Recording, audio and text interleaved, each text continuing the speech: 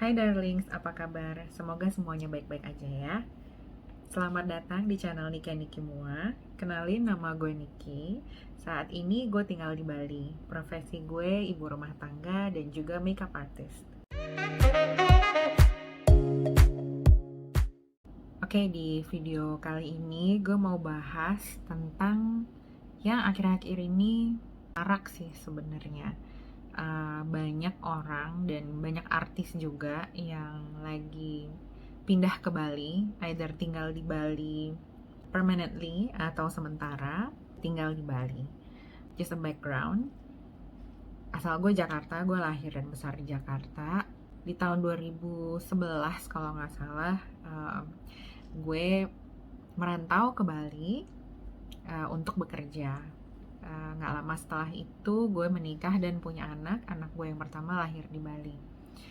Anyways, gue sempat tinggal di Jakarta lagi setelah itu, cuma nggak betah. Nggak betah, akhirnya gue pindah lagi ke Bali, dan sekarang gue sekeluarga tinggal di Bali. Banyak sih pertanyaan kenapa pindah ke Bali, mungkin itu nanti bisa kita bahas di video yang lain.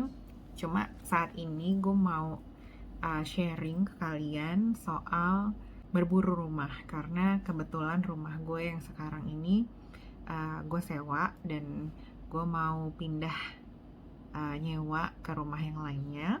Untuk berburu sewaan rumah atau kontrakan di Bali itu gue udah sering dapat pengalaman ya, yang mau jadi ini yang mau gue sharing ke kalian. Untuk kalian yang berpikir mau pindah ke Bali atau lagi kepengen aja work from Bali atau work from home tapi di Bali, atau memang mau pindah ke Bali beserta keluarga, atau memang mungkin mau cari peruntungan di Bali, mungkin banyak hal-hal yang kalian dengar di Bali lebih enak daripada di Jakarta atau di tempat asal kalian yang lainnya. Sebenarnya di semua tempat sama aja, itulah yang gue dengar. Tapi di Bali memang unik karena Bali sendiri adalah tempat pariwisata yang paling terkenal di Indonesia so far, dan orang-orangnya pun dari berbagai penjuru, nggak cuma penjuru Indonesia aja, tetapi dari segala penjuru dunia. Istilahnya melting pot kali ya. Untuk kalian yang sedang mencari tempat tinggal di Bali, kebetulan aku juga lagi mencari sewa rumah lagi. Menurut pengalamanku, ada beberapa yang perlu diperhatikan saat kita mencari tempat tinggal di Bali. Pertama, areanya mau yang kayak gimana? Karena di Bali itu, Bali luas lah ya, tapi memang daerah di Bali yang saat ini benar-benar terbangun secara modern itu Bali yang bagian selatan, which is Kuta dan sekitarnya. Untuk area, sebenarnya kalian bisa pilih sesuai dengan tujuan kalian pindah ke Bali. Kalau mau tinggal di Bali untuk mencari suasana yang, misalkan kalian dari Jakarta mau pindah ke Bali untuk cari suasana yang tenang, mungkin memang generally di Bali itu lebih tenang. Tapi memang kalau untuk di tempat-tempat tertentu, misalkan di Kuta, di Canggu, itu banyak party scene-nya. Tergantung mau sesepi apa, mau setranquil apa. Kalian bisa research mengenai Bali di masing-masing daerah itu seperti apa ya. Apakah sudah ramai, terus trafficnya bagaimana, dan sebagainya. Oh, by the way, di saat gue sedang bikin video ini, kita lagi pandemi, jadi memang setahu gue banyak yang keluar dari Bali, tapi banyak juga yang masuk ke Bali. Jadi ini bisa jadi beda ya sebenarnya, apalagi kalau untuk urusan party-party di sini memang masih terbatas, tapi memang sudah ada beberapa acara lah yang gue tahu yang tetap party scene di Canggu, setahu gue jalan, cuma I don't know if it's legal or not, tapi intinya di Canggu itu lebih apa ya, fun dan hingar-bingar untuk sekarang ini. Kuta yang tadinya ramai sama turis ya, karena itu memang daerah pertama yang setahu gue jadi tourism spot. Sekarang sangat sepi gitu. Balik lagi ke tujuan pindah ke Bali, dari situ bisa lo tentuin tempat tinggal di mana. Dan ini juga termasuk budget ya gitu, karena some areas memang obviously lebih mahal, kayak misalkan Canggu lebih mahal daripada sebelahnya yaitu Dalung.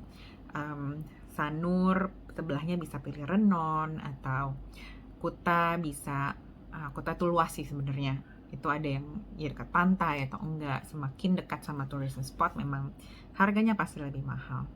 Kalau misalkan mau kerja di tourism ya yang jelas carilah tempat tinggal yang dekat sama tempat kerja.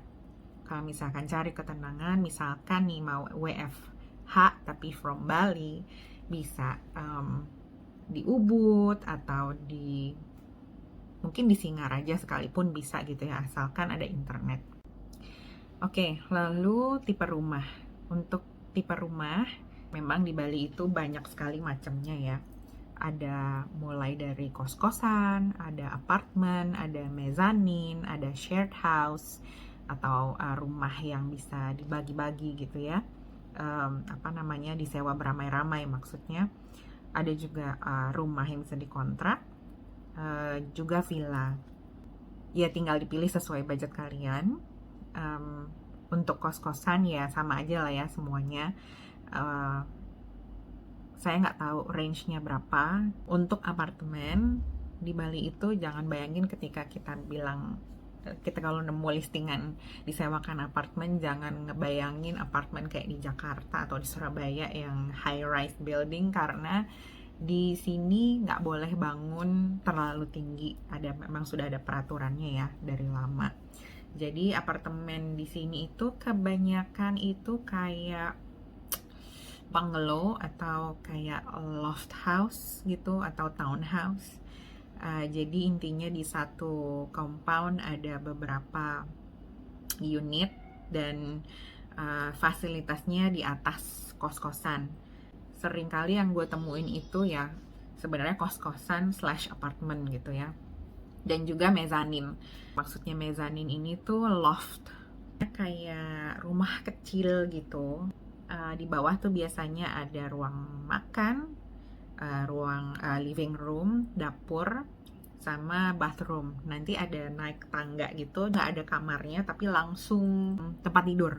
Orang ada yang bilang itu apartemen, ada yang bilang itu mezzanine, jadi tergantung ya istilahnya. Lalu shared house itu biasanya rumah yang lumayan besar. Ini tuh kayaknya populer di orang asing. Mereka biasanya suka cari kayak roommates gitu kalau di luar negeri. Jadi sebenarnya rumah normal atau villa sih sebenarnya, sometimes ada swimming poolnya dan ada kamar-kamarnya. Nah, kamarnya itu yang disewakan, tapi living room, dapur dan segalanya itu di share. Lalu ada rumah, ya rumah as usual banyak sekali tipenya, dari yang paling kecil sampai yang besar sekali.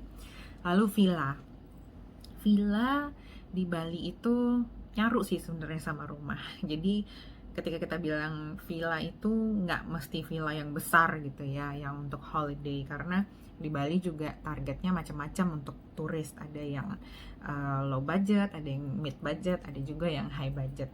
Kalau villa luxury itu udah jelas ya, fasilitasnya juga pasti ada swimming pool, terus dapurnya pasti lengkap banget, dan kamar mandinya juga bagus. Ada rumah yang villa dan semi villa. Gue nggak tahu bedanya di mana ketika satu rumah itu bisa dibilang villa atau enggak.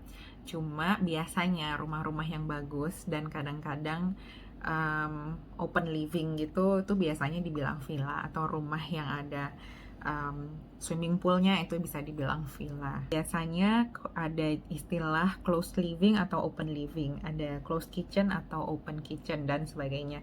Open living dan open kitchen tuh biasanya yang jarang sekali gue temukan di Jakarta ya. Itu sebenarnya kayak semi outdoor. Nah itu enak, mungkin suasananya kayak lagi liburan ya, Bali banget lah ya, villa kayak di villa gitu.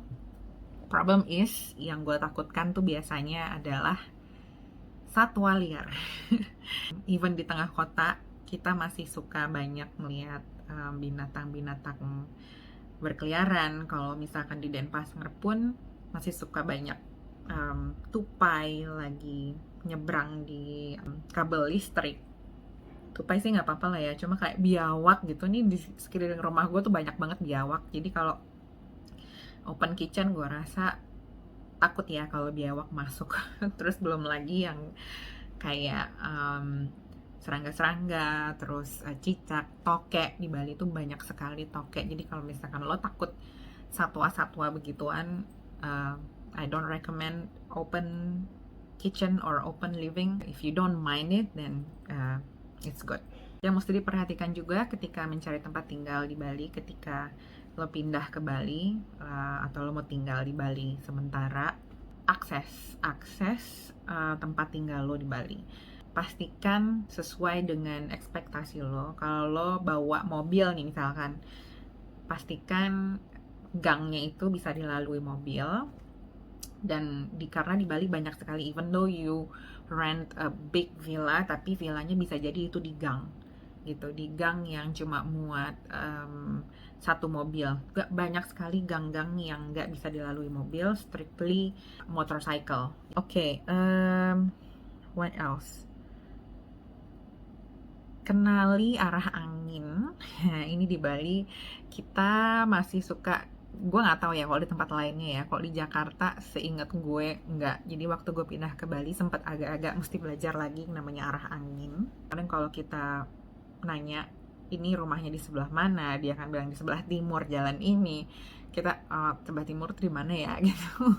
Itu gue sempat banget harus pelajarin lagi. Dan itu ada bahasa Balinya, arah angin itu. Jadi nanti lu bisa pelajari istilah namanya kaja, kelot, kauh, sama kangin. Balinese, sorry if my Balinese is really bad. Jadi ada kaja untuk utara, ini kalau nggak salah ya, kaja untuk utara, kelot untuk selatan, kauh untuk barat, dan kangin untuk timur. Dan ini kadang-kadang ini nempel di nama daerah di mana lo tinggal. Misalkan ada Sanur Kauh, ada Sanur Kaje. Juga kenali hadap mana tempat tinggal lo. Ini biasanya agent lebih tahu ya. Hadap utara, hadap selatan, hadap timur, hadap barat. Setahu gue memang yang hadap timur itu yang panas banget. Hadap utara selatan tuh biasanya nggak terlalu panas gitu. Itu yang mesti diperhatikan juga, karena sometimes matahari di Bali unforgiving. Oke, lalu pura, letak di banyak banget di rumah di Bali itu yang di dalamnya at least bukan di dalam rumahnya ya, at least di luar rumah tapi masih di dalam pagar rumah, itu ada tempat sembayangnya. Nah, pastikan lo tanya sama si pemilik rumah, sama tuan rumah lo, what you're supposed to do, gitu. Kebanyakan dari mereka mengerti kalau lo bukan orang Hindu dan mereka yang akan urus. Cuma biasanya gini, nanti ketika ada upacara apa, ada hari raya apa, dia akan masuk ke rumah yang lo tinggali untuk sembahyang, nanti dia keluar lagi gitu. Tapi pernah juga gue sewa rumah dimana si pemilik rumahnya bilang, Mbak tolong kalau misalkan sempet aja gantiin canangnya dong gitu. Jadi canang itu tuh kayak Balinese offering yang bentuknya kotak gitu, ada bunga-bunganya, itu cuma 1.000 perak kalau nggak salah, di pasar atau di supermarket pun ada. Kita taruhin di situ dan nggak usah disembayangin. But once again, it's actually nggak mesti seperti itu. Jadi lo harus berkomunikasi sama si tuan rumah. Soal lingkungan di Bali, as we all know, di Bali itu banyak sekali yang namanya anjing. Hampir setiap daerah itu ada anjingnya. What I suggest you to do, kalau misalkan lo takut sama anjing, pelajari dengan baik. Di YouTube banyak banget resource-nya. Pelajari gimana caranya untuk make yourself safe from dogs.